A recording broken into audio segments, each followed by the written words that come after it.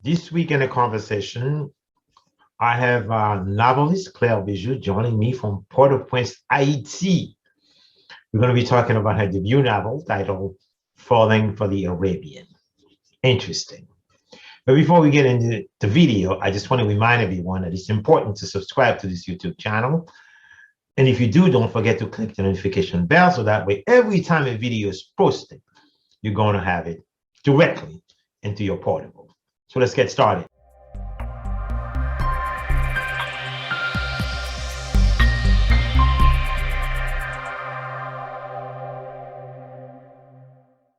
Again, my name is Ardain Isma, and I'm here this evening with novelist Claire Bijou. She's joining me from Port-au-Prince, Haiti.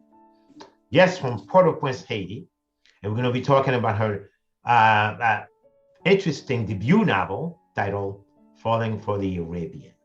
Claire, welcome to the conversation. Thank you to you. It's a pleasure to be here, to be talking to you. My name is Claire Bijou, but my whole name is Berryves Bijou. I go by Claire because it's easier for people to pronounce. I'm currently living in Haiti with my parents and brothers, two brothers, and I have a sister who's currently living in the States. And she has with her husband and a child. I'm a writer. I mean, I won't say a writer, right? But I'm a writer, and I would say thanks to Ardain that I'm actually in this field because he first contacted me between 2013 and 14 to write for the magazine, CSMS magazine, and from then it's been a long road. It's been a long journey. I have to say thank you also for the honor. But you know, I have to say I didn't choose you for nothing. I chose you because I knew from the get-go that you could do it. Because I Thank you. see the potential writing in you. And that was going to be my next question, but it looks like you've already answered that. Usually coming from Haiti, when you hear a novelist, you would be thinking about the person who would be writing in French or in Creole for that matter, but you decided to publish exclusively in English. Why is that?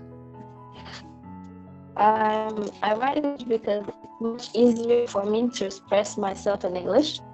I went to high school in the States, so English has become my second language, okay. And I'm able to express myself.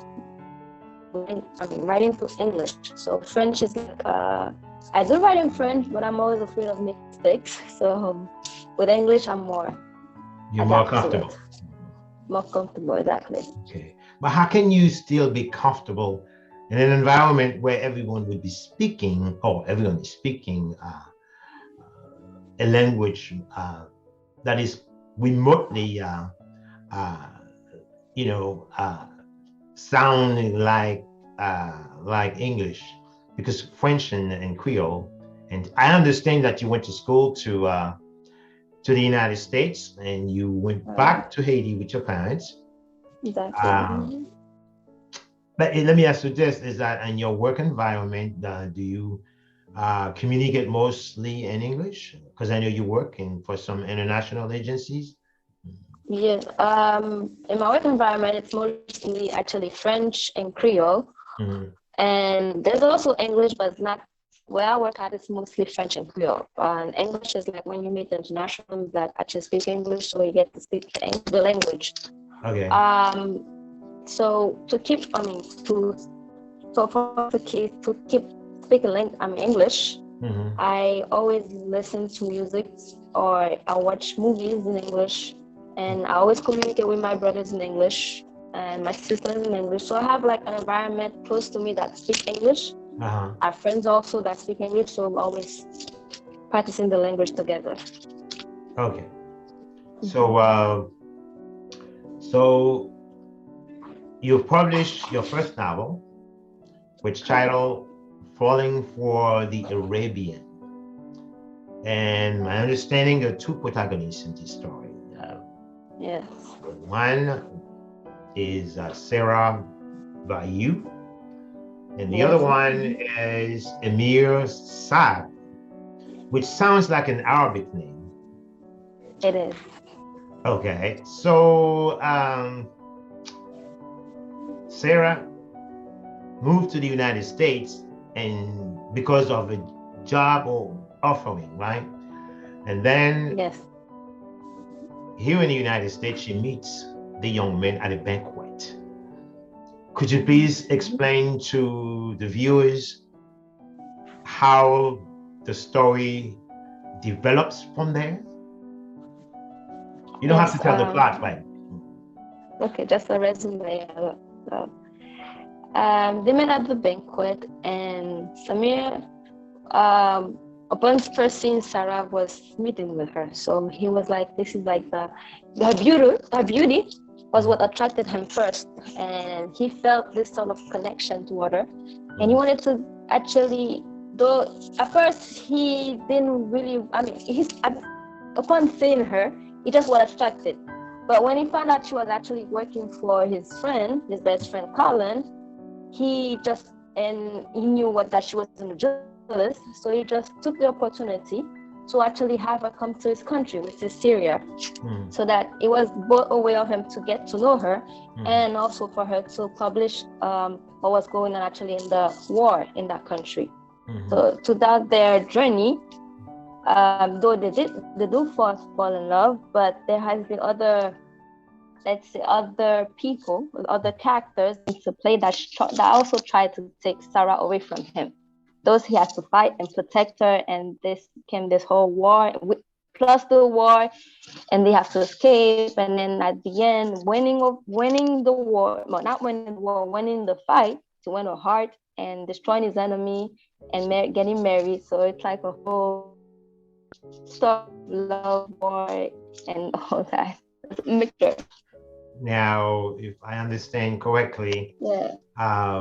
behind the drama of war, also a beautiful love story flourishes, and with a Caribbean flavor. Or... When you say Caribbean flavor, I mean, what exactly? A taste.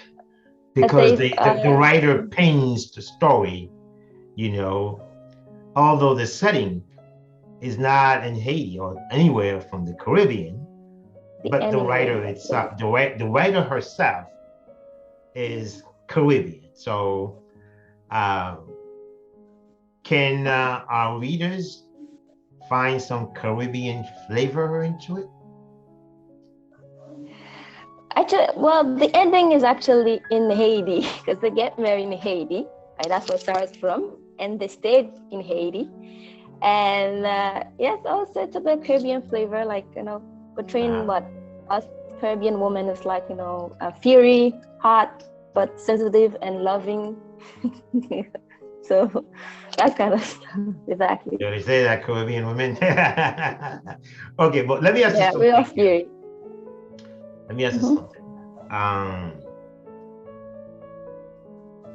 They say most likely true love is a relative term because it doesn't really truly exist. Do you believe in that? I don't totally agree with that. I mean, it's fair to find true love, but I do believe that there are some people that have their soulmate out there, and then it's some love takes time to grow because of a reluctance to actually trust others or a fear of commitment and all that. But at the end of the day, like, the love will blossom, and some are like thunder. Like, upon seeing the person, you just know that person is for you. It's like your other ribs. So yes, it does exist, and there has been stories out there that true love. So I don't totally agree with that statement. Really? Okay. Okay. Now, the Sarah has a friend who plays a supporting role on that, Anna. Now, I find it very interesting, the introduction of Anna and the story. At times, I have the impression she seems to be taking a leading role. And you say the two of them, Sarah and Anna, they become a force to be reckoned. Exactly. Yeah. Why did you pen Anna this way? Anna is like, I would say Anna is, Sarah and Anna complement each other. Okay. Right. Whereas Sarah is a bit forward with her action. Anna is like the laid back one, like the quiet type. Okay. She's not gonna truly fight for something unless unless she has the motivation to do so. It's been encouraged. So Sarah comes and encourages her to do a lot of things, and vice versa. So they complement each other. That's why the way to say that. Exactly. Because my impression at times, I think she's taken over the protagonist role. Now, yeah. Let me ask you this now. I know you've been working in some other projects. Right. I also understand you have a novel that is not quite ready yet. Correct. But your fan and your readership is eagerly waiting for it. Can you give us a sneak preview of the title of the book? Okay. The book is called His to Hold. It's about Mark. His name is Mark. And the female character is Jenny. So Mark is like the type of man that worked from scratch to become the millionaire that he is at the present time, let's say. And Jenny is like a foster kid. She lost her parents when she was a baby, so she has no idea how her parents are. She grew up in an orphanage and had to strive to survive in life by herself. I'm just gonna give a resume. They actually met in the store, and Jenny was not paying attention to her surrounding while Mark was just walking around, like looking at the stand, looking for a beer because he had a long day. And then he accidentally bumped into her. And before she falls, it catches her. But then the moment that she opened her eyes, it's like he found himself being struck by lightning, like his heart is like this lightning struck him in, and he's like, wow, and just he couldn't resist and then kissed her. And upon kissing Jenny became furious and she hit him and everything she could find on a path at him. Okay. That was totally, and that should actually have anger Mark, but instead of angering him, he found himself attracted to her and wanting to have her like his to hold. Like he wanted to, those is title his to hold. And it's a long journey of the two characters. Like Mark always finding ways like to attract Jenny, and Jenny always pushing him away. And then Mark had the biggest scheme, like knowing that she wanted to open her own restaurant. He had his cousin befriend her, and then since she had a loan, he had a bank, and he befriends her. She loaned the money. Mark pays back the bank without her knowing, and through the cousin was able to take her business from her without her knowing. Remember now, we don't want to give when it was time, his proposition was that she become his fiance. No, that's we want to give the whole plot now. We don't want to do that now because we want to keep it just like this. Just a sneak preview we want to share with the audience now. Okay. Don't get carried away. But listen. Yeah. Do you plan, Claire, on branding your name as a romance writer? Yes, because yes. I'm more into this kind of, I love romance. So romance is like my everything. So I would say yes, definitely. Let me ask you. At heart. I'm romantic at heart. Is there any particular romance writer or that you consider as your role model or someone you looked up to or you're passionate about writing? I don't have a particular favorite, but there are books that I've read that actually marked me. Like, for example, Almost Heaven by Nick McNaugh. So from the moment that I read it, it left this imprint in me. Like the story of love, betrayal, and intrigue and all that. So yes, that's one of the other that actually marked me. And there's also Julia King from the Women's in Bridgerton series. And when I found the story, number 3, Penelope story, was like, wow, it just shook me and everything. Yeah, those are 2 authors that marked me. Okay. So, so beside romance, if you were to write another genre in literature, which one do you think would it be? Literature, kind of story. I haven't thought about that actually. No. Another genre in literature. It could be maybe historical fiction or fantasy or, you know. But right now, you are a romance writer. I'm thinking of maybe trying the paranormal side. I mean, the paranormal stories, maybe vampire, werewolf. I'm thinking about it. No, I'm kind of afraid of stepping into that field. Okay. I need to read more before I do that. But yeah, that's my next step. Okay. Let me ask you, is there or are there other Haitian writers in Haiti who actually write in English too, who publish in English? In English? From Haiti? In Haiti, from Haiti, not that I'm not quite aware of that actually. I'm not too sure. Since I'm more into I know I'm Haitian, I'm in Haiti, but I'm more into international sort of stories. Okay. Yeah. Okay, so. But really, no, I can't say that really, because I read your story, midnight noon. So really, so it's in English, but it's a beautiful story. So I take back what I said. Now, Claire, let me ask you something. I remember there was a time I worked a small trilogy, and I called it with a funny name, From Appalachia with Love. You remember that story? Yeah, I remember. You remember that story? Okay. A lot of people believe at that time that I was a romance writer. But you do sound like yeah, but I think most Haitian writers, in their stories, there's always a love story in the backdrop to move the plot. So you can find it in great writers like Berryves Claire and La Danse sur le Volcan. You find that in writers like Alexis. You find it in Jacques, dans Le Gouverneur de la Rosée.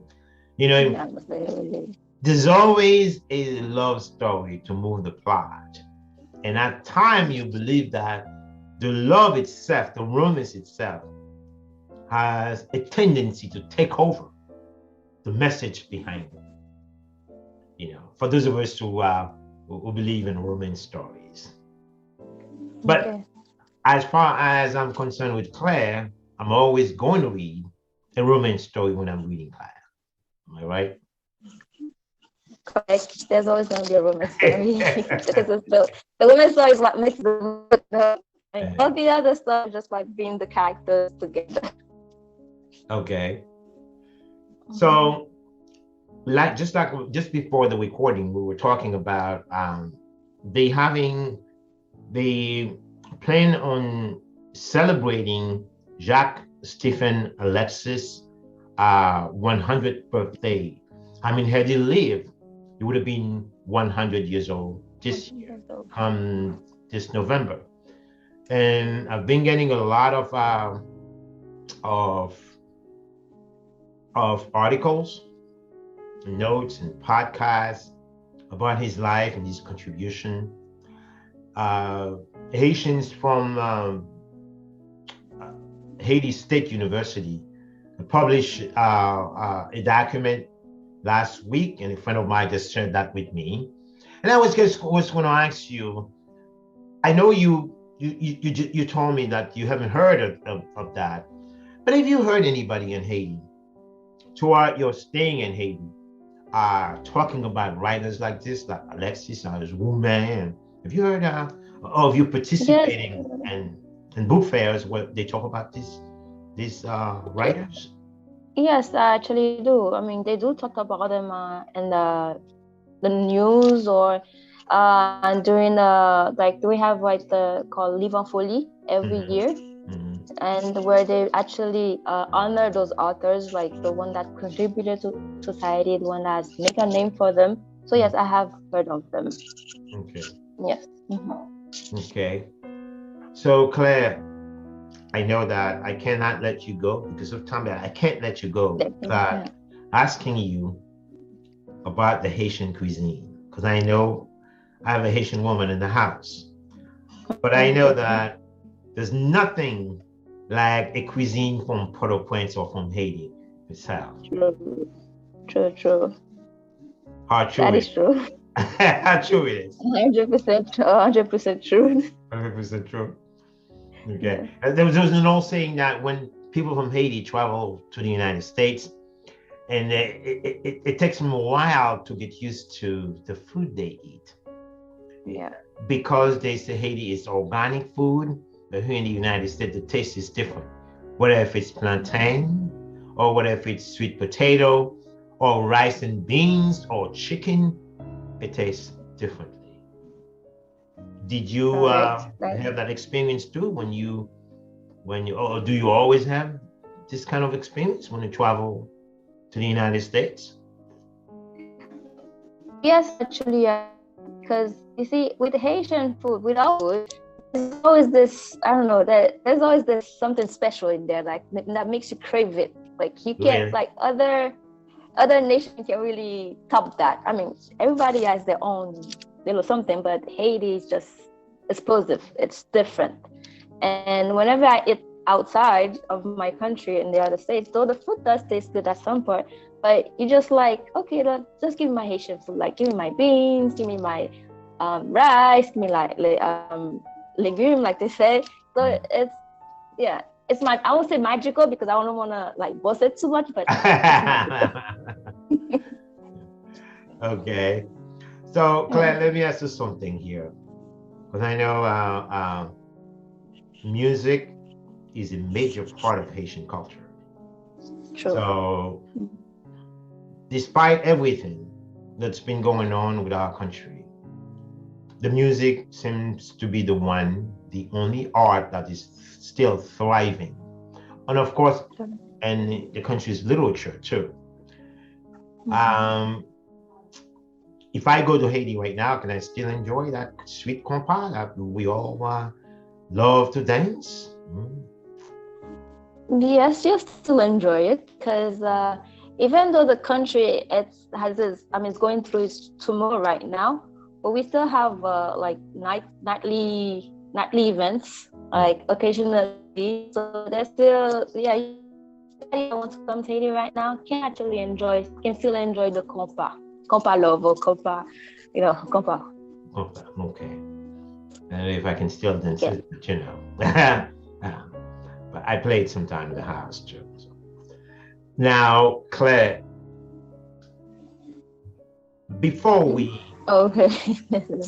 I just want to answer these questions. Okay. If you were to meet, because I know in Haiti, I don't know about now, but they used to have schools where, even American schools in Haiti, where children of the privileged Haitians would go and they would be teaching in both languages, French and English. Now, if you were to meet one of these uh, uh, children and who tells you that he or she would want to follow your path at becoming an English writer from Haiti.